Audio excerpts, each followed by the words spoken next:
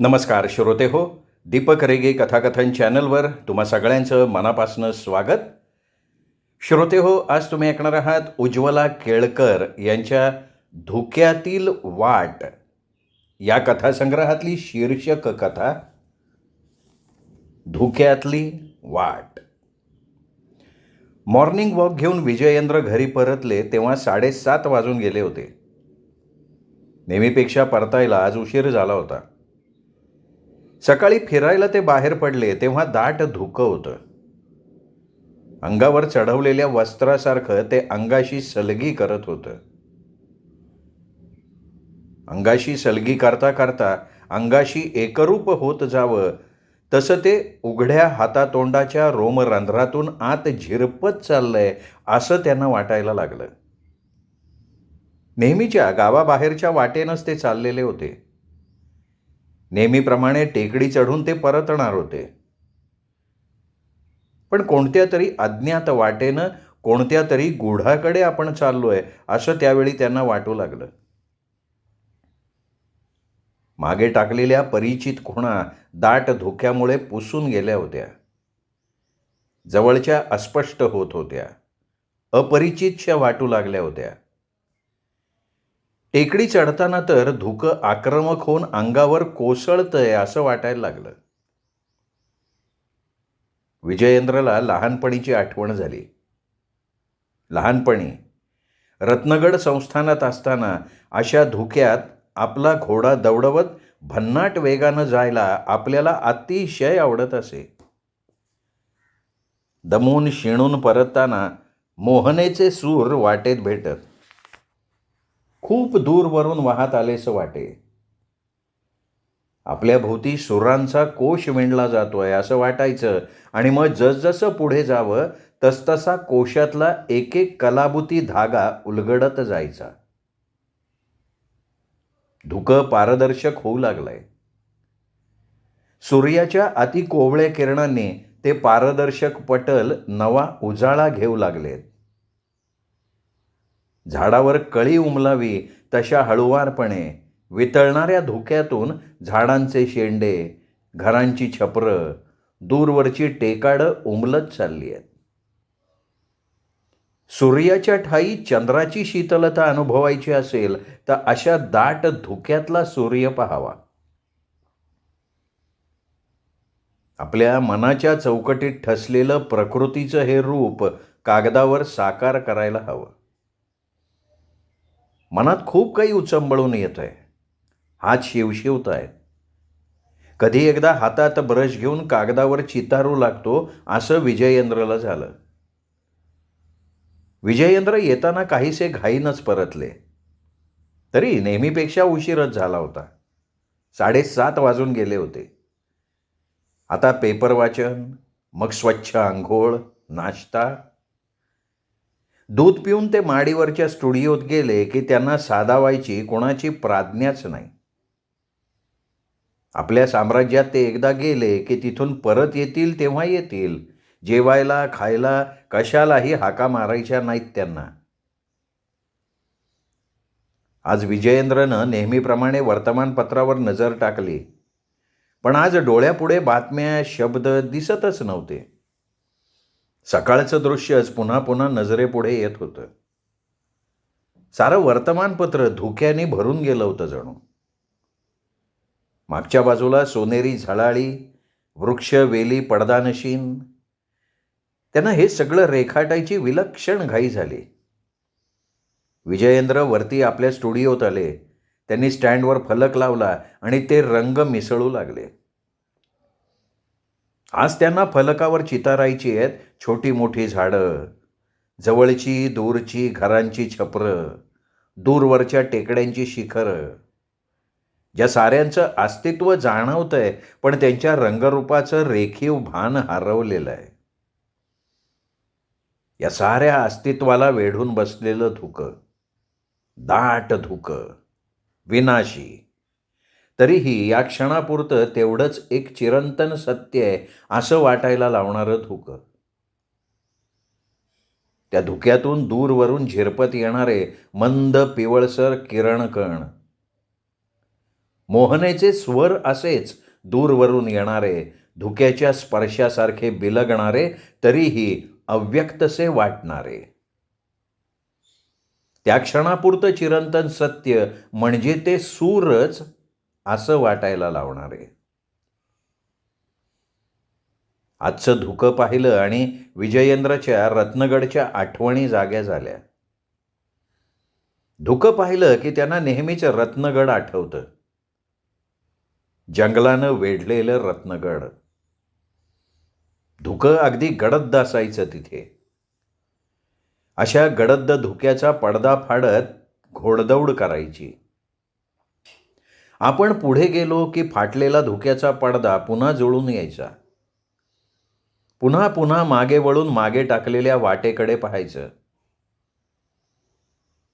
रपेट करून परत येताना वाटेत मोहनाचे स्वर भेटायचे. दूरवरून वाहत यायचे, वाड्यापर्यंत सोबत करायचे. तसे तर तिचे स्वर आत्ताही इथेही आपल्या अवतीभोवती आहेतच. आपल्याच नव्हे तर अनेकांच्या जीवनात त्या स्वरांनी विलक्षण आनंद निर्माण केलाय. आज ती जगविख्यात गायिका झाली आहे. तिच्या हजारोंनी लाखोंनी रेकॉर्ड्स निर्माण झाले आहेत. आपल्या स्टॉकमध्ये तिच्या कितीतरी रेकॉर्ड्स आहेत. पण आपल्या काळजात घर केलंय ते तिच्या कोवळ्या वयातल्या सुरांनी आणि त्या कोवळ्या लावण्यानं सुद्धा. कागदावर चित्र उमटत होतं. दूरवरची टेकाडी, घरी, झाडी हातात आली होती. त्या साऱ्यांना वेढून बसणारं धुकं ठिपक्या ठिपक्याने कागदावर उतरत होतं. इतक्यात स्टुडिओतली कॉलबेल वाजली. विजयेंद्र जरा नाराजच झाले. आज चित्र पूर्ण करूनच खाली उतरायचा त्यांचा निश्चय होता, पण भेटायला आलेल्या व्यक्तींचं कामही तितकंच महत्त्वाचं असणार, त्याशिवाय विद्यागौरी बेल वाजवणार नाही. त्यांनी ब्रश धुवून ठेवले आणि ते खाली आले. विजयेंद्र माडीवरून खाली उतरत असलेले पाहताच बैठकीच्या खोलीतली मंडळी उठून उभी राहिली. बसा बसा बसा बसा मंडळी बसा. आम्ही येतोच, आपण वडीलधाऱ्या मंडळींनी उठून उभं राहावं असं आम्ही कोण उरलोय, विजयेंद्र म्हणाले. कॉलबेल वाजली तेव्हा विजयेंद्र नाराज होते, कारण त्यांच्या चित्रकारितेत व्यत्यय आला होता. पण ही खालची मंडळी पाहिली आणि त्यांच्या चेहऱ्यावरची नाराजी पार पुसून गेली. आज धुक्याच्या प्रातःसफरीत रत्नगडची याद आली होती आणि आत्ता अचानक रत्नगडची मंडळी समोर उभी राहिली. हां बोला मंडळी, आज काय विशेष, विजयेंद्र म्हणाले. यंदा थोरल्या महाराजांच्या महेंद्रनाथांच्या पुण्यतिथीच्या निमित्तानं मोहना देवींच्या गाण्याचा कार्यक्रम आयोजित करतोय. अरे वा वा, जरूर जरूर करा. आबा महाराजांना त्यांचं फार कौतुक होतं. कार्यक्रम भारताच्या सांस्कृतिक संचालनालयातर्फे करायचं ठरलंय, तशी त्यांच्याशी बोलणी सुद्धा झाली आहेत. आणखी हे एक विचार आहे, या निमित्ताने मोहना देवींचा सत्कार करायचा. भारत सरकारने त्यांना स्वर शारदा ही पदवी दिली आहे. कालच डिक्लेअर झालंय ना. हो हो, कालच टीव्हीवर ही बातमी ऐकल्यानंतर मोहनेला अभिनंदनाचा फोन करण्याचा आपण 5-6 वेळा प्रयत्न केला, पण फोन सारखा एंगेजड लागत होता. तेही स्वाभाविक होतं म्हणा. प्रत्येकजण फोन करण्याचा, अभिनंदन करण्याचा प्रयत्न करणार. आज कुणाला तरी पोस्टात पाठवून तारच करून टाकावी, विजयेंद्रच्या मनानं नोंद केली. पण फोन केला तर तिचा सुरेल आवाज कानी पडेल. अजून तरी फोन केलेल्या वेळी ती स्वतः बोलली आहे. पीएकडून निरोप देणं घेणं झालेलं नाही आहे. बघूया, आज रात्री पुन्हा फोनचा ट्राय करू. आपण कार्यक्रमाच्या वेळी रत्नगडला असणार ना? अर्थातच. इतकं झालं, पण संभाषण पुढे सरकेना. मंडळींना आणखीन काही बोलायचं आहे हे विजयेंद्रच्या ध्यानात आलं. खरंच अजून ही मंडळी नेमक्या मुद्द्यावर आलीच नव्हती. शब्दांसाठी चाचपडत होती. धुक्यात लपलेली नेहमी वाट शोधायची होती जणू. कुठं पोचायचंय ते माहिती आहे, पण कसं जायचंय तेच कळत नाहीये, अशी त्यांची स्थिती झालेली होती. त्यांची चुळबुळ बघून विजयेंद्र पुन्हा म्हणाले, या कार्यक्रमाच्या संदर्भात माझ्याकडून आणखीन काही अपेक्षा आहे का तुमची? असेल तर मोकळेपणानं सांगा, कुठलाही आडपडदा न ठेवता सांगा. आम्ही रजत महालाच्या ट्रस्टींनी ठरवलंय, रजत महालाच्या कलादालनात मोहना देवींचं एक पोर्ट्रेट लावायचं. एक जागतिक कीर्तीची गायिका आपल्या रत्नगडची असावी, हे किती अभिमानास्पद आहे. खरं आहे तुमचं. त्यांच्या संगीतानं तुमच्या आमच्या साऱ्यांच्या जीवनात केवढा आनंद फुलवला आहे. ही पोर्ट्रेटची कल्पना चांगली आहे तुमची. पण मोहना देवी नको म्हणाल्या. आपण जर त्यांचं मत अनुकूल केलं तर आपल्याला नाही म्हणणार नाहीत त्या. मी करीन प्रयत्न, नक्की करीन. रजत महालात महेंद्रनाथांनी जमवलेल्या निवडक चित्रशिल्पकृतींचा देखणा संग्रह होता. महेंद्रनाथ रत्नगड संस्थानचे शेवटचे राजे. त्यांच्या उतारवयात संस्थानं खालसा झाली. महेंद्रनाथ मोठे रसिक, उदारमनाचे, कलावंतांचे चाहते. अनेक कलाकारांना त्यांनी आश्रय दिला.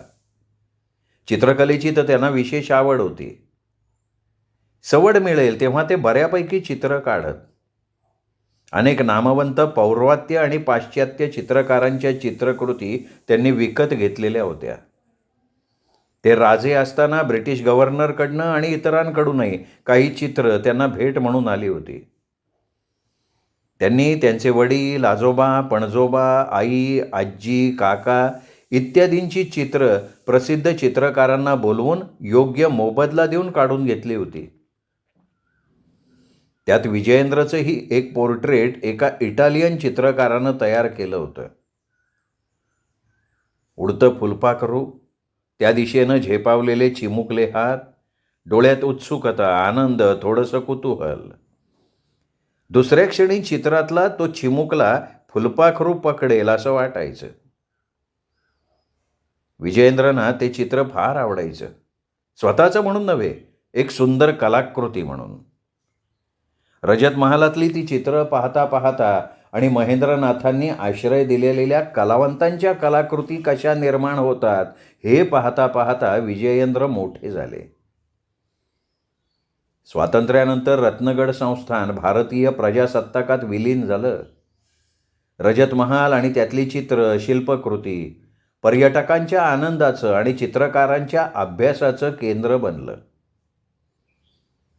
रजत महाल महेंद्रनाथांचे पिताजी विश्वनाथ यांनी आपल्या प्रिय पत्नीला माधवी देवींना 25व्या वाढदिवसाची भेट म्हणून देण्यासाठी बांधवला होता. रत्नगड संस्थानच्या दक्षिण टोकाला नील सरोवर नावाचं विस्तीर्ण सरोवर आहे. कमळाच्या पानाच्या आकाराचं हे नैसर्गिक सरोवर असून याचं पाणी अतिशय स्वच्छ आणि मधुर आहे. कमळपानाच्या आत वळलेल्या मध्यातून शुभ्र कमळ उमलावं तसा रजत महाल सरोवराकाठी उभा आहे. महाल शुभ्र संगमरवराचा बनवलेला असून आत नक्षीकाम केलेले चांदीचे खांब आहेत. छतही चांदीच्या कोरीव कामाचं आहे. दर्शनी भव्य दालन असून त्याच्या भोवती छोटी छोटी 8 दालनं आहेत. महालाच्या दक्षिणेला नील सरोवर आहे, तर उरलेल्या 3 बाजूंनी मोठीच मोठी बाग आहे. निवडक कलाकारांचे नृत्य गायनाचे कार्यक्रम पूर्वी रजत महालात होत. राजघराण्यातल्या मंडळींबरोबर दरबारातली आणि संस्थानातली निवडक प्रतिष्ठित मंडळीही तिथे उपस्थित असत. त्या सर्वांना कार्यक्रमासाठी नक्कीच बोलवलं जाई. वसंत पंचमी, शरद पुनव यावेळी इथे मोठा उत्सव होई. त्यात सहभागी होण्यासाठी सर्व प्रजेला मुक्तद्वार असे. स्वातंत्र्योत्तर काळात संस्थानं विलीन झाली. संस्थांच्या आश्रयाला आलेली मंडळी दाण्यापाण्याच्या शोधात चारी वाटांनी निघून गेली. हळूहळू बागेची निगराणी होईनाशी झाली. रानटी काटेरी झाडाझुडपांनी बाग भरून गेली. रजत महाल महेंद्रनाथांची अतिशय आवडती जागा. आपल्या अखेरच्या दिवसात ते तिथेच होते. आपला चित्रसंग्रहही त्यांनी तिथेच आणवला होता. त्यांच्या मृत्यूनंतर तो महाल आणि त्यातला चित्रसंग्रह शासनाच्या ताब्यात आला होता. आज ते एक पर्यटन स्थळ झालंय. निसर्गरम्य परिसर, त्यात कारागिरीचा उत्कृष्ट नमुना असलेला तो रजत महाल आणि त्यातील अतिसुंदर चित्र, हे सगळं बघून प्रवाशांचे डोळे निवतात, मन तृप्त होतं आणि धन्य धन्य म्हणत ते तिथून बाहेर पडतात. रजत महालातल्या चित्रात आणखी एका चित्राची भर घालायचं व्यवस्थापक मंडळानं ठरवलंय. मोहना देवींचं चित्र. इतरांची संमती होतीच. विजयेंद्र देखील विश्वस्त मंडळातील एक सदस्य. खरं तर संस्थानं खालसा झाली म्हणून, नाहीतर तो त्यांच्याच मालकीचा झाला असता. त्या दृष्टीनं त्यांच्याशी सल्लामसलत करणं, त्यांची संमती घेणं हेही आवश्यकच होतं. देसाईंनी विषयाला वाचा फोडली. रजत महालात मोहना देवींचं चित्र लावणं हा त्यांचा मोठा सत्कारच होता. मोहना देवी आज विश्वविख्यात गायिका आहे. रत्नगड ही तिची साधनेची भूमी. संस्थानं खालसा झाल्यावर इतर कलावंत मंडळींप्रमाणे नयनतारा आपल्या लेकीला घेऊन तिथून बाहेर पडली, शहरात आली, जागोजागी गाण्याचे जाहीर कार्यक्रम करू लागली. मुलीच्या, मोहनेच्या शिक्षणाचीही तिला चांगली व्यवस्था करता आली. नयनतारा आपल्या पोरक्या पोरीला, मोहनेला घेऊन रत्नगडला आली तेव्हा ती अवघी 1.5 वर्षांची होती. नयनतारा मोठी गुणी आणि कसलेली गायिका.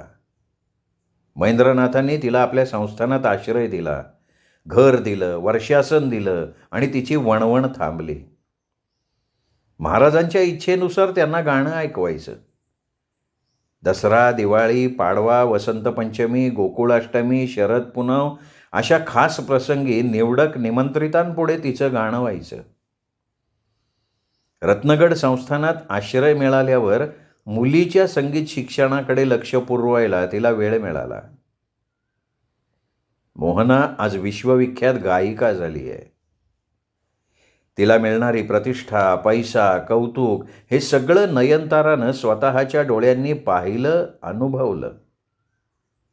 आज ती नाहीये.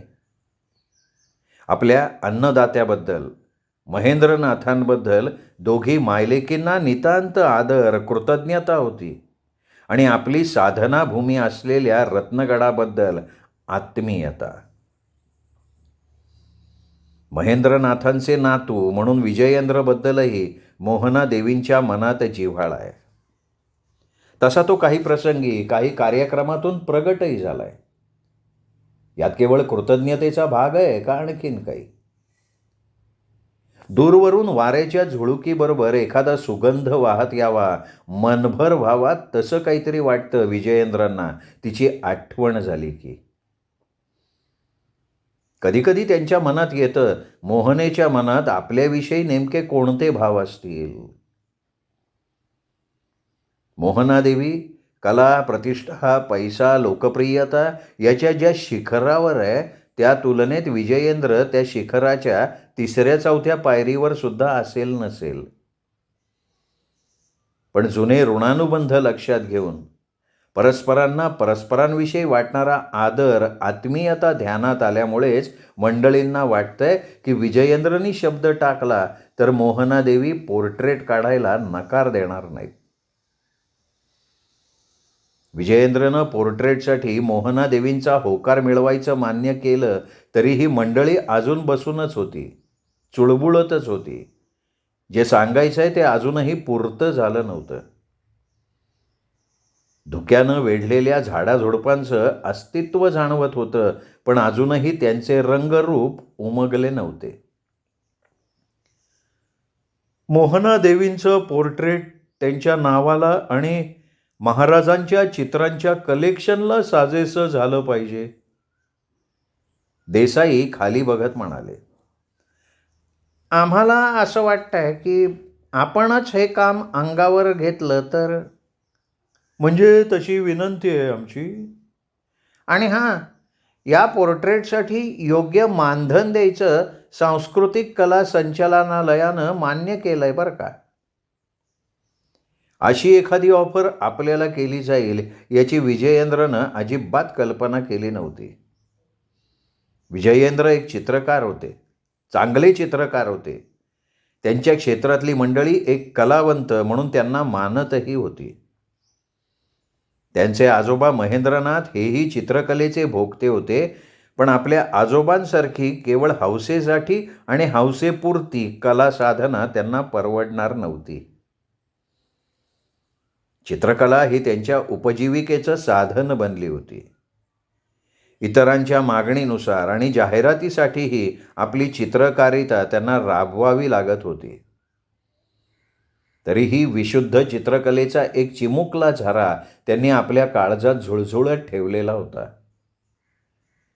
विजयेंद्रबद्दल, त्यांच्या कलेबद्दल आलेल्या मंडळींना नितांत आदर होता. इतर कोणापेक्षाही विजयेंद्र या कामासाठी अधिक योग्य आहेत अशी त्यांची धारणा होती. पण ते स्वीकारतील का हे काम? मंडळींना संदेह होता. मी विचार करून सांगतो, विजयेंद्र म्हणाले. विजयेंद्रच्या कलाजीवनाला सुरुवात झाली तीच मुळी मोहनेच्या चित्रापासून. अर्थात त्यावेळी मोहनेची त्यांनी साधी रेखाचित्र काढली होती. महेंद्रनाथांच्या दृष्टीला अचानक ती चित्र पडली. आपल्याच नातवाची ही रेखाटनं आहेत हे कळल्यावर त्यांना अतिशय आनंद झाला होता. आम्हाला कुंचल्याची किमया साधली नाही, पण तुम्ही किमया करा. आळस न करता साधना करा, चित्रकारी शिका, महेंद्रनाथ म्हणाले. आणि नुसतं म्हणून थांबले नाहीत. त्यांच्या चित्रकला शिक्षणाची व्यवस्थाही केली. एक ब्रिटिश आणि फ्रेंच चित्रकार त्यांना चित्रकला शिकवायला नेमले. विजयेंद्रच्या मनात नेहमी येतं, आबासाहेब महाराजांनी त्यावेळी केवढी दूरदृष्टी दाखवली. त्यामुळे संस्थान खालसा झाल्यावर इतर छोट्या छोट्या संस्थानिकांच्या वारसांची जी केविलवाणी परिस्थिती झाली तशी आपली झाली नाही. आपल्या पूर्वजांइतकीच कलेच्या बळावर आपण व्यवस्थित गुजराण करू शकतो. आबा महाराजांची पिढी संस्थानं खालसा झाली हा घाव काळजात घेऊन गेली. राजवाड्याच्या छताखाली जमलेल्या जवळच्या दूरच्या नातेवाईकांनी हाती लागेल ते घेऊन पोबारा केला. आपले पिताजी, काका, चुलत भावंड फारसं हातात उरलं नसलं तरी मनानं राजवाड्याच्या बाहेर पडलीच नाहीत. हाती लागेल ती वस्तू विकणं आणि जगणं एवढंच त्यांनी केलं, पण आपल्या ऐशो आरामात कुठे उणेपणा येऊ दिला नाही. आपण वेगळे झालो कारण शिक्षणासाठी बाहेर पडलो. देशविदेश हिंडून आलो. बदलत्या काळाची पावलं ओळखली. आपण बदललो तरी कधी तळ्यात कधी माळ्यात यासारखं आपलं मन इथे घरातही गुंतलेलं असतं आणि त्याचवेळी रत्नगडमध्ये सुद्धा घोटाळतं. आपल्या मुलाबाळांचं बरं आहे. त्यांनी भोगलंच नाही म्हणून त्यांना गेल्याचं दुःख नाही. संस्थान खालसा झालं आणि रत्नगडची सगळी रयाच गेली. रजत महालाच्या रूपानं त्याची गौरव पताका तेवढी फडकतीये. मला वाटतं मोहना देवींचा पहिला जाहीर कार्यक्रम रजत महालातच झाला होता. आपल्याला आठवतंय ना? देशमुखांनी विचारलं. विजयेंद्रच्या डोळ्यापुढे भूतकाळातला तो प्रसंग तरळायला लागला. 40 वर्ष होऊन गेली त्या गोष्टीला. विजयेंद्र संस्थानचे युवराज, भावी राजे. युवराजाला साजेलसंच त्यांना वाढवलेलं, घडवलेलं. संस्थानात त्यांचा 14वा वाढदिवस मोठ्या थाटात साजरा झाला. 14व्या वर्षाच्या वाढदिवशी जेवढा थाट झाला तेवढा तर त्यांच्या लग्नात सुद्धा झाला नाही. त्यांच्या त्या वाढदिवसाच्या निमित्तानं संस्थानात रोषणाई झाली, मेजवान्या झाडल्या, स्पर्धा झाल्या, भेटी आल्या, प्रतिभेटी पाठवल्या गेल्या. वाढदिवसाच्या दुसऱ्या दिवशी रजत महालात नयनताराचं गाणं ठरलं होतं. आदल्या दिवशीच्या भरगच्च कार्यक्रमानं विजयेंद्रांना थकल्यासारखं वाटत होतं, पण त्यांना थांबणं भागच होतं. वाढदिवस त्यांचा होता आणि गाणं त्यानिमित्तानं होणार होतं. बैठक सजली. कलात्मक बैठक. सुंदर दीपदानं, गाण्यातली जाणकार दर्दी मंडळी. नयनतारांनी महाराजांना आणि जमलेल्या उपस्थितांना प्रणाम केला आणि ती म्हणाली, आज युवराजांच्या वाढदिवसाप्रित्यर्थ त्यांच्या सन्मानार्थ मी माझ्या मुलीचं मोहनाचं गाणं ऐकवते. युवराजांनी आपल्या वाढदिवसाची आम्हा गरिबाघरची हीच भेट आहे असं समजावं. महाराजांनी मान झुकवून संमती दिली. तानपुरे जुळले. त्या 12 वर्षांच्या मुलीनं डोळे मिटून षड्ज लावला. केवढा सुरेल आवाज.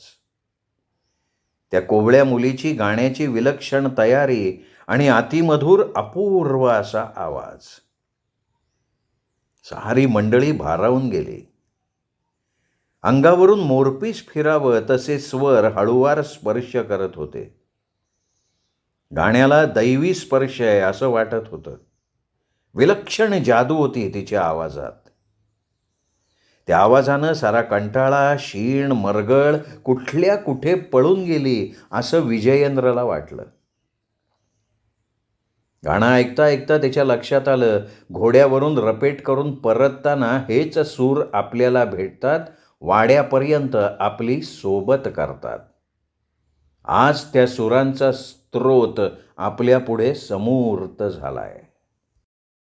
तिचं गायन, गळ्यातला गोडवा जसा स्वर्गीय, तसंच तिचं दर्शन, रूपातला गोडवा भारावून टाकणारा.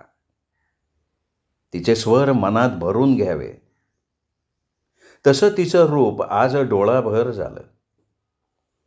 युवराजांच्या मनात विचारांचे अनेक तरंग उसळले. ती मात्र आत्ममग्नशी गातच होती. वाटत होतं तिला डोळ्यांपुढे स्वरांचा साक्षात्कार होतोय आणि तो साक्षात्कार कंठातून ती साकार करतीये. मोहना 1.5 तास गायली. काय जादू ठेवलीये देवानं पोरीच्या गळ्यात. पोरगी नशीब काढणार बरं का. महेंद्रनाथ मनापासून दाद देत म्हणाले. त्यानंतर नयनताराचं गाणं झालंच नाही.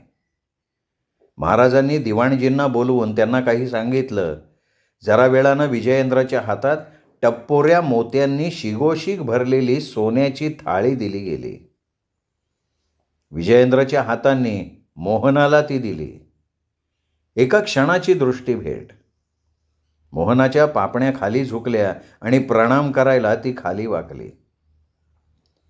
महेंद्रनाथ नयनताराला म्हणाले, तुझ्या मुलीचा आवाज म्हणजे सोनं आहे, सोनं.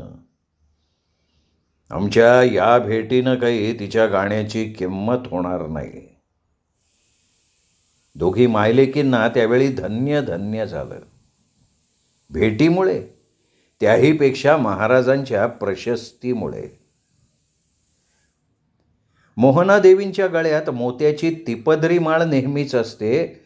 ते रत्नगडच्या महेंद्रनाथ महाराजांनी दिलेल्या तिच्या पहिल्या जाहीर कार्यक्रमाच्या बिदागीची, असं कोणीतरी केव्हा तरी विजयेंद्रांना म्हटलं होतं. त्यानंतर कित्येक दिवस विजयेंद्र अस्वस्थ होते. या अस्वस्थतेचं कारण मात्र त्यांना कळत नव्हतं. मोहनेचे सूर जसे कानात घुमत तशीच तिची गानं मुद्रा आठवे. कधी डोळे मिटून तानपुरा छेडणारी, कधी समेवर येताना हात अभावितपणे पुढे आलेली, आणि ती क्षणाची दृष्टीभेट. शेवटी विजयेंद्रनं कागद घेतले आणि तिच्या या सगळ्या भावमुद्रा रेखांकित केल्या. 7-8 रेखाटनं. ही रेखाटनं पूर्ण झाली आणि त्यांना वाटणारी अस्वस्थता कमी झाली. या रेखाचित्रांनीच त्यांच्यातल्या कलावंताचा त्यांना साक्षात्कार झाला. त्यांना आणि महेंद्रनाथांना सुद्धा. त्यांच्या दृष्टीला ती अचानकपणेच पडली. आपल्या नातवाच्या बोटात कला आहे हे त्यांच्या लक्षात आलं. त्यांनी विजयेंद्रच्या चित्रकला शिक्षणाची खास व्यवस्था केली. त्यानंतर त्यांच्यातला चित्रकार अधिक सुजाण झाला, वाढला, मोठा झाला. त्यानंतर ते मुंबईला शिकायला म्हणून राहिले. पुढे पॅरिसला गेले.